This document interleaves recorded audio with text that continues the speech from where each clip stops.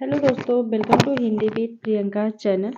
आज हम सब आचार्य रामचंद्र शुक्ल का हिंदी साहित्य का इतिहास देखेंगे। रीतिकाल प्रकरण 2। प्रकरण 2 का नाम है रीति ग्रंथकार कवि। आगे हमने रीतिकाल का प्रकरण 1 सामान्य परिचय कंप्लीट कर लिया है। प्रकरण 2 पर भी हमने 4 महत्वपूर्ण कवियों को जैसे चिंतामणि, त्रिपाठी और बेनी, बंदीजन, महाराज जशवंत सिंह, अगले कवि हैं बिहारी लाल तक हमने कंप्लीट कर लिए थे 4 महत्वपूर्ण कवि को। आज हम आगे के कवियों के बारे में देखेंगे और लाइन टू लाइन देखेंगे, क्योंकि यहाँ से रामचंद्र शुक्ल की पुस्तक से परीक्षा में पूछा ही जाएगा कि उन्होंने क्या कहा है। ठीक, चलिए शुरू करते हैं। और अगर आप चैनल पर नए तो प्लीज़ चैनल को सब्सक्राइब जरूर कर लीजिएगा ताकि आपको हर वीडियो मिलती रहे। अगले कवि हैं हमारे मंडन। इनके बारे में देखते हैं, विस्तार से देखेंगे क्या कुछ इन्होंने कहा है। चलिए शुरू करते हैं। मंडन ये जैतपुर बुंदेलखंड के रहने वाले थे। कहाँ के रहने वाले थे पूछा जाता है अक्सर ये वाला क्वेश्चन, कि कवियों का जन्म स्थान से क्वेश्चन। मंडन ये जैतपुर बुंदेलखंड के रहने वाले थे और संवत 1716 में राजा मंगत सिंह के दरबार में वर्तमान थे। इनके फुटकल कवित्त सवये बहुत सुने जाते हैं, पर कोई ग्रंथ अब तक प्रकाशित नहीं हुआ। पुस्तकों की खोज में इनके 5 ग्रंथों का पता लगा है।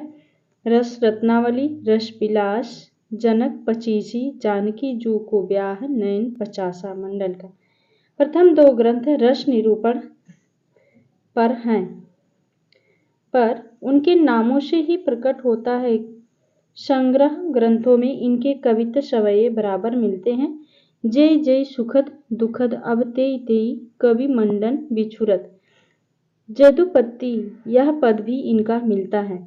किसका ये पद है? मंडन का। इससे जान पड़ता है कि कुछ पद भी इन्होंने रचे थे। जो पद इनके मिलते हैं उनसे ये बड़ी सरस कल्पना के भावुक कवि जान पड़ते हैं। भाषा इनकी बड़ी ही स्वाभाविक, चलती और व्यंजनापूर्ण होती थी। उसमें और कवियों का शब्दांडर नहीं दिखाई पड़ता। यह सवैया इन्हीं का है।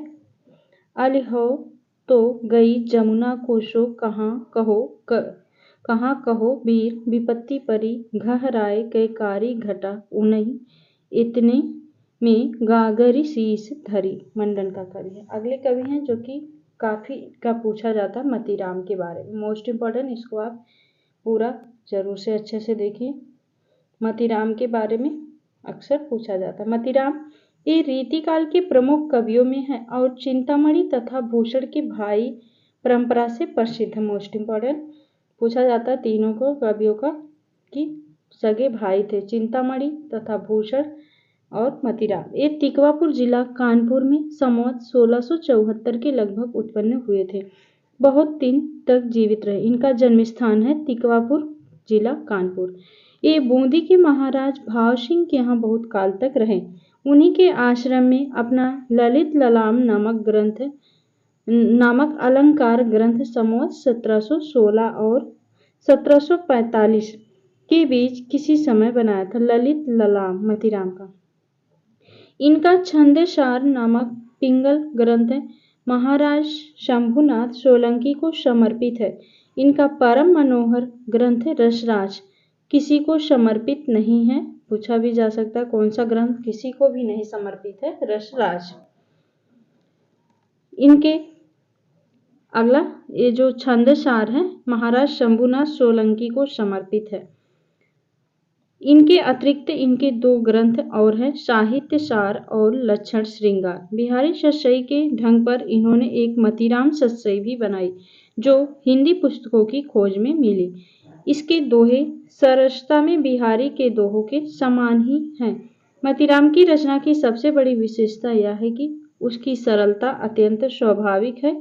न तो उसमें भावों की कृत्रिमता है, न भाषा की। भाषा शब्दांडर से सर्वथा मुक्त है। केवल अनुप्रास के चमत्कार के लिए अशक्त शब्दों की भर्ती नहीं है, जितने शब्द और वाक्य हैं। ये सब भाव व्यंजना से ही प्रयुक्त है। रीति ग्रंथ वाले कवियों में इस प्रकार की स्वच्छ जलती और स्वाभाविक भाषा कम कवियों में मिलती है, पर कहीं कहीं पर अनुप्रास के जाल में बेतरह जकड़ी पाई जाती है। सारांश यह कि मतीराम की सी रस स्निग्ध और प्रसादपूर्ण भाषा रीति का अनुसरण करने वालों में बहुत ही कम मिलती है।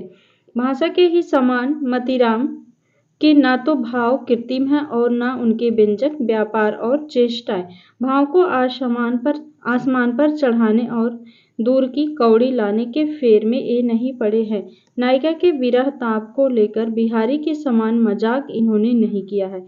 इनके भाव व्यंजक व्यापारों की श्रृंखला सीधी और सरल है, बिहारी के समान चटकदार नहीं है। वचन वक्रता भी इन्हें बहुत पसंद न थी। जिस प्रकार शब्द वैचित्र्य को एक वास्तविक काव्य के पृथक वस्तु मानते थे, उसी प्रकार ख्याल की झूठी बारीकी को भी इनका सच्चा कवि हृदय था। एक कवि समय की प्रथा के अनुसार रीति की बधी लीकों पर चलने के लिए विवश न होते, अपनी स्वाभाविक प्रेरणा के अनुसार चलने पाते तो और स्वाभाविक और सच्ची भाव विभूति दिखाते, इसमें कोई संदेह नहीं।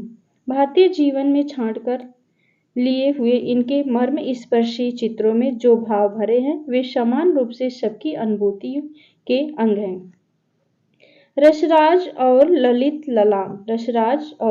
ललाम मतीराम के दो एक ग्रंथ बहुत प्रसिद्ध हैं, क्योंकि रस और अलंकार की शिक्षा में इनका उपयोग बराबर होता चला आया है। वास्तव में अपने विषय के ये अनुपम ग्रंथ हैं। उदाहरणों की रमणीयता से अनायास रसों और अलंकारों का अभ्यास होता चलता है। रसराज का तो कहना ही क्या है, ललित ललाम में भी अलंकारों के उदाहरण बहुत सरस और स्पष्ट हैं। इसी सरसता और स्पष्टता के कारण ये दोनों ग्रंथ इतने सर्वप्रिय हैं कि रीति काल के प्रतिनिधि कवियों में पद्माकर को छोड़कर और किसी कवि में मतीराम की सी चलती और सरल व्यंजना नहीं मिलती। मोस्ट इम्पोर्टेंट एक कथन पूछा जा सकता है, किसका है? रामचंद्र शुक्ल का।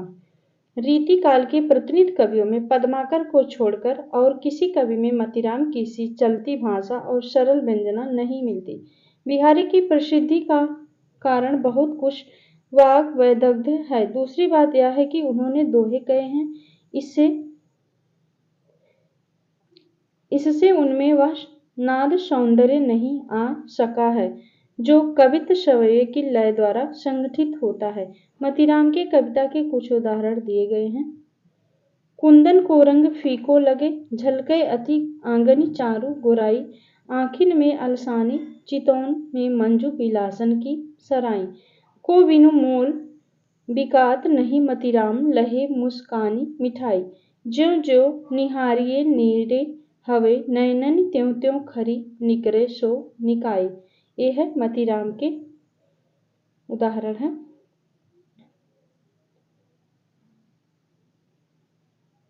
अगले कवि हैं भूषण। इनका भी काफी पूछा जाता है, इनको भी हम लाइन टू लाइन पूरा देखेंगे अच्छी तरह से।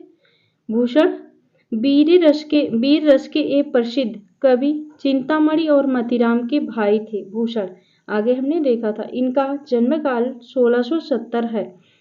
चित्रकूट के सोलंकी राजा रुद्र ने इन्हें कवि भूषण की उपाधि दी। मोस्ट इम्पोर्टेंट पूछा जाता, भूषण को कवि भूषण की उपाधि किसने दी थी? तो सोलंकी राजा रुद्र ने कवि भूषण की उपाधि दी। तभी से ये भूषण के नाम से ही प्रसिद्ध हो गए। इनका असली नाम क्या था इसका पता नहीं। ये कई राजाओं के यहाँ रहे। अंत में इनके मन के अनुकूल आश्रयदाता जो इनके वीर काव्य के नायक हुए छत्रपति महाराज शिवाजी मिले। पन्ना के महाराज छत्रसाल के यहाँ भी इनका बड़ा मान था। कहते हैं कि महाराज छत्रसाल ने इनकी पालकी में अपना कंधा लगाया था, जिस पर इन्होंने कहा था, शिवा को बखानो छत्रसाल को। किसका ये है पंक्ति? शिवा को बखानो छत्रसाल को। भूषण की पंक्ति है। ऐसा प्रसिद्ध है कि इन्हें एक एक छंद पर शिवाजी ने से लाखों रुपए मिले। इनका परलोकवास समोत 1772 माना जाता है। 1670 जन्म था और 1772 मृत्यु समौत। रीतिकाल के भीतर श्रृंगार की प्रधानता रही। कुछ कवियों ने अपने आश्रयदाताओं की स्तुति में उनके प्रताप आदि प्रशंसा में उनकी वीरता का भी थोड़ा बहुत वर्णन अवश्य किया है, पर वह शुष्क प्रथा पालन के रूप में होने के कारण ध्यान देने योग्य नहीं है। ऐसे वर्णनों के साथ जनता की हार्दिक सहानुभूति कभी नहीं हो सकती थी, पर भूषण ने जिन दो नायकों की कीर्ति को अपने वीर काव्य का विषय बनाया है, वे अन्याय दमन में तत्पर हिंदू धर्म के संरक्षक दो इतिहास प्रसिद्ध वीर थे। उनके प्रति भक्ति और सम्मान की प्रतिष्ठा हिंदू जनता के हृदय में उस समय भी थी और आगे भी बराबर बनी रही या बढ़ती गई। इसी से भूषण के वीर रस के उद्गार सारी जनता के हृदय की संपत्ति हुए। भूषण की कविता कवि कीर्ति संबंधी एवं अविचल सत्य का दृष्टांत है। जिसकी रचना को जनता का हृदय स्वीकार करेगा, उस कवि की कीर्ति तब तक बराबर बनी रहेगी जब तक स्वीकृति बनी रहेगी। क्या संस्कृत साहित्य में, क्या हिंदी साहित्य में सहस्त्रों कवियों ने अपने आश्रयदाता राजाओं की प्रशंसा में ग्रंथ रचे, जिनका पता तक नहीं है। पुरानी वस्तु खोजने वालों को ही कभी कभी किसी राजा के पुस्तकालय में, कहीं किसी घर के कोने में उनमें से दो चार इधर उधर मिल जाते हैं। जिस भोज ने दान देकर अपनी इतनी तारीफ कराई, उसके चरित्र काव्य कवियों ने लिखे होंगे, पर उन्हें आज कौन जानता है। आगे है, शिवाजी और छत्रसाल की वीरता के वर्णनों को कोई कवियों की झूठी खुशामद नहीं कह सकता। वे आश्रयदाताओं की प्रशंसा की प्रथा के अनुसरण मात्र नहीं, इन दो वीरों का जिस उत्साह के साथ सारी हिंदू जनता स्मरण करती है, उसी की व्यंजना भूषण ने की है। वे हिंदू जाति के प्रतिनिधि कवि हैं। जैसा कि आरंभ में कहा गया है कि शिवाजी के दरबार में पहुंचने से पहले वे राजाओं के पास भी रहे। उनके प्रताप आदि की प्रशंसा भी उन्हें अवश्य ही करनी पड़ी होगी, पर वह झूठी थी, इसी से टिक ना सकी। पीछे भूषण को अपनी उन रचनाओं से विरक्ति हुई होगी। इनसे शिवराज भूषण, शिवाबावनी और छत्रसाल दशक ग्रंथ मिलते हैं। इनके अतिरिक्त 3 ग्रंथ और कहे जाते हैं, भूषण उल्लास, दूषण उल्लास, भूषण हजारा। जो कविताएं इतनी प्रसिद्ध हैं, इनके संबंध में यहाँ यह कहना कि वे कितनी ओजस्वी और वीरत्वपूर्ण पृष्ठपेषण मात्र होगा। यहाँ इतना ही कहना अवश्य है कि भूषण वीर रस के ही कवि थे। इधर उनके 2-4 कवित्व श्रृंगार के भी मिले हैं, पर वे गिनती के योग्य नहीं हैं। रीतिकाल के कवि होने के कारण भूषण ने अपना प्रधान ग्रंथ शिवराज भूषण अलंकार के ग्रंथ के रूप में बनाया। शिवराज भूषण अलंकार ग्रंथ है, पर रीति ग्रंथ की दृष्टि से अलंकार निरूपण के विचार से यह उत्तम ग्रंथ नहीं कहा जा सकता। लक्षणों की भाषा की स्पष्ट नहीं है और उदाहरण भी कई स्थलों पर ठीक नहीं है। भूषण की भाषा में ओज की मात्रा तो पूरी है, पर वह अधिकतर अव्यवस्थित है, व्याकरण का उल्लंघन प्राय है और वाक्य रचना भी कहीं कहीं गड़बड़ है। इसके अतिरिक्त शब्दों के रूप में बहुत बिगाड़े गए हैं और कहीं कहीं बिल्कुल गढ़ंत के शब्द रखे गए, पर जो कवित्व इन दोनों से मुक्त है, वे बड़ी ही सशक्त और प्रभावशाली है। उदाहरण नीचे दिए गए हैं। भूषण के हैं, इंद्र जिमि जंभ पर 12 सु अंभ पर, रावण संदप पर रघुकुल राज है, पौन बारी वाह पर, शंभु रति नाह पर, जो सहस्त्र बाहु पर, राम द्विज राज। ये सभी भूषण की पंक्ति है। ये वाला मोस्ट इम्पोर्टेंट है। दारा की ना दौर की, यह रार नहीं खजबे की, बांधिबो नहीं कंधो मीर सहावाल को। ये वाला पूछा जाता है अक्सर।